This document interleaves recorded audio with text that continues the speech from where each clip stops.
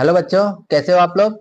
आज की क्लास में हम लोग डिस्कस करने वाले हैं 10th क्लास का मैथ का सिलेबस।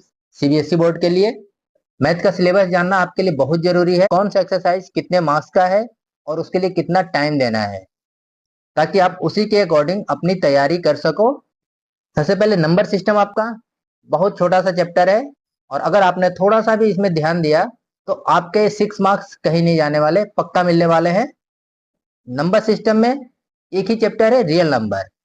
रियल नंबर में हम सबसे पहले नंबर सिस्टम के बारे में थोड़ा सा स्टडी करेंगे, उसके बाद फंडामेंटल थ्योरम ऑफ अर्थमेटिक्स, इसके बाद एलसीएम एचसीएफ के बारे में जानेंगे, और सबसे जो इम्पोर्टेंट इसका है वो है आपका proof of irrationality. Root 2 root 3 root 5 का इरेशनलिटी प्रूफ करना, ये बहुत इंपॉर्टेंट है। आप इसको अभी से मार्क कर सकते हो। आपका नेक्स्ट यूनिट है एलजेब्रा। एलजेब्रा में सबसे पहले पॉलिनोमियल्स, जिसमें zero of polynomials, relationship between zero and coefficient of polynomials देखेंगे। पेयर ऑफ लीनियर इक्वेशन दूसरा चैप्टर है, इन 2 वेरिएबल्स, सिर्फ दो दो ही वेरिएबल्स में आएगा ये। इसमें उसके कितने सॉल्यूशंस हो सकते हैं वो देखेंगे। नेक्स्ट चैप्टर है आपका क्वाड्रेटिक इक्वेशन।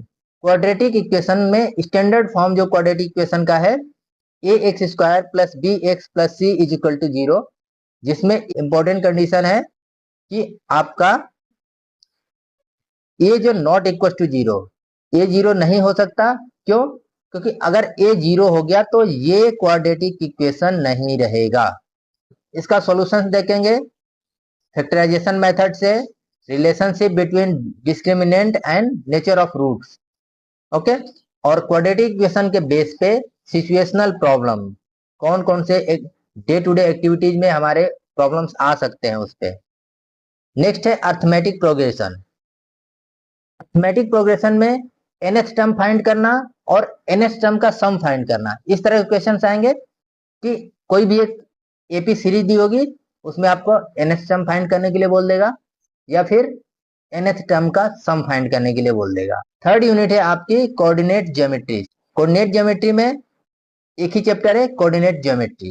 इसमें हम कोऑर्डिनेट ज्योमेट्री जो पहले 9th क्लास में पढ़ चुके हैं, इसी का रिव्यू करेंगे। एक लीनियर इक्वेशन का ग्राफ देखेंगे, ग्राफ से उसका सॉल्यूशन देखेंगे, डिस्टेंस फार्मूला, सेक्शन फार्मूला या इंटरनल डिवीजन मेथड से उसका सॉल्यूशन देखेंगे। नेक्स्ट आपका फोर्थ यूनिट है ज्योमेट्री, जो 15 मार्क्स की है। ज्योमेट्री में सबसे पहले है ट्रायंगल। ट्रायंगल का डेफिनेशन, सिंपल ट्रायंगल होंगे। सबसे पहले इसमें आपको एक प्रूफ करने के लिए आ सकता है कि एक ट्रायंगल के किसी भी साइड के पैरेलल अगर हम लाइन खींचे तो वो जो बाकी दो लाइन है उनको सेम रेशियो में डिवाइड करेगा।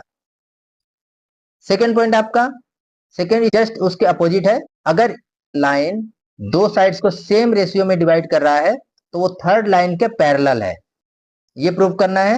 थर्ड में आपको प्रूफ करना है अगर दो ट्रायंगल हैं, उनका कॉरेस्पॉन्डिंग एंगल्स इक्वल्स हैं, तो उनकी कॉरेस्पॉन्डिंग साइड सिमिलर होंगी, सेम रेशियो में होंगी, और जो ट्रायंगल होगा वो सिमिलर ट्रायंगल होगा। ठीक है। फोर्थ है जस्ट उसके अपोजिट, अगर दो ट्रायंगल्स के कॉरेस्पॉन्डिंग साइड्स सिमिलर हैं तो उसके कॉरेस्पॉन्डिंग एंगल सेम होंगे, ये प्रूफ करना है। ठीक है। फिफ्थ पॉइंट है आपका, फिफ्थ पॉइंट में आपको प्रूफ करना है कि अगर दो ट्रायंगल का एंगल सेम है, एक ट्रायंगल का एक एंगल दूसरे ट्रायंगल के दूसरे एंगल के बराबर है, तो ये जो कॉरेस्पॉन्डिंग साइड्स हैं ये भी सिमिलर होंगी। सिमिलर मतलब प्रोपोर्शनल होगी, रेशियो इनका सेम होगा, और दूसरा जो ट्रायंगल है वो सिमिलर ही होगा। दोनों ट्रायंगल सिमिलर ट्रायंगल होंगे। इसको इरेज कर देते हैं थोड़ा। नेक्स्ट आपका है सर्किल। सर्किल आपका tangent to a circle. Tangent means point of contact. एक सर्किल के ऊपर जो पॉइंट ऑफ कांटेक्ट होता है इसको हम बोलते हैं टेंजेंट। ठीक है।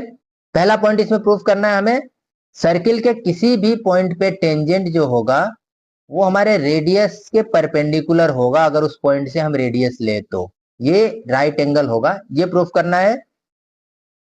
दूसरा, एक सर्किल के एक्सटर्नल पॉइंट से अगर हम टेंजेंट बनाते हैं किसी उसके कॉन्टेक्ट पॉइंट पे, तो वो जो टेंजेंट्स का लेंथ होगा वो इक्वल होगा। नेक्स्ट है हमारा फिफ्थ यूनिट आपका है ट्रिग्नोमेट्री का 12 मार्क्स का। इसमें आपका 3 चैप्टर है। सबसे पहला है introduction to trigonometry.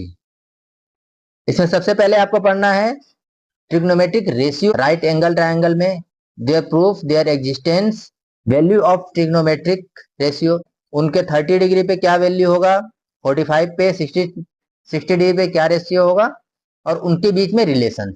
Second chapter में आपको ट्रिग्नोमेट्रिक आइडेंटिटी देखनी है, proof and application of identity, sine square A plus cos square A is equal to 1।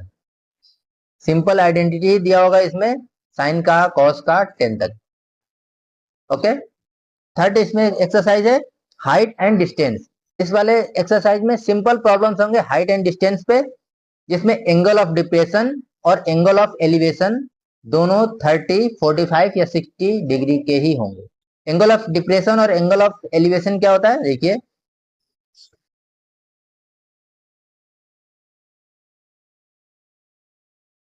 ये आपका एंगल ऑफ एलिवेशन है ट्रायंगल में।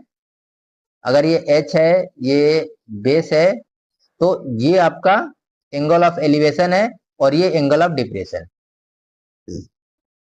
तो ये दोनों एंगल हमारे 30, 45 या 60 से डिफर नहीं होंगे और इन्हीं पे बेस प्रॉब्लम होंगी। नेक्स्ट हमारी 6th यूनिट है, वो 10 मार्क्स की है, area related to circle, surface area and volume, area of sector, segment of a circle, और उसी के बेस पे प्रॉब्लम्स होंगे। इसमें एक और कंडीशन है कि अगर जो एरिया हमारे कैलकुलेट करने के लिए आएगा सेगमेंट का या सेक्टर का, तो उसमें जो सेंट्रल एंगल होगा वो 60, 90 या 120 तक ही रेस्ट्रिक्टेड होगा, इससे ज्यादा का नहीं होगा। ठीक है। सरफेस एरिया एंड वॉल्यूम, सबसे पहले इसमें क्यूब, क्यूबॉइड, स्फीयर या हेमीस्फीयर, सर्कुलर, सिलेंडर का या कोन का एरिया निकालने के लिए आ सकता है इसमें। 7th यूनिट है स्टैटिस्टिक्स एंड प्रोबेबिलिटी। इसमें फर्स्ट चैप्टर देखते हैं, ये 11 मार्क्स का है।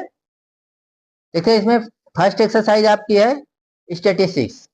स्टैटिस्टिक्स में एक सिंपल डाटा का मीन या मीडियम निकालने के लिए आएगा इसमें। इसमें बहुत टफ क्वेश्चंस नहीं होंगे। ठीक है। नेक्स्ट आपका प्रोबेबिलिटी में क्लासिकल डेफिनेशन ऑफ प्रोबेबिलिटी आएगा, और इसके बाद सिंपल प्रॉब्लम्स होंगे प्रोबेबिलिटी के, जो कि छोटे छोटे इवेंट्स से होंगे, ज्यादा बड़ा इवेंट या टफ क्वेश्चंस नहीं होगा। ये आपका मैथ का इतना ही सिलेबस है। बच्चों अगर आप चैनल पे पहली बार आए हो तो चैनल को सब्सक्राइब कर लो और वीडियो को शेयर कर दो अपने सभी फ्रेंड्स के पास, क्योंकि सभी को कोर्स के बारे में जानना बहुत जरूरी है। अगर किसी को ये पीडीएफ चाहिए तो मुझे मैसेज कर दो, मैं पीडीएफ भेज दूंगा आपको। इसके बाद हम लोग एक एक यूनिट का हर एक्सरसाइज को सॉल्व करेंगे यहीं पे, और आपका एक एक चैप्टर का सॉल्यूशन बताएंगे। तब तक के लिए all the best, good luck.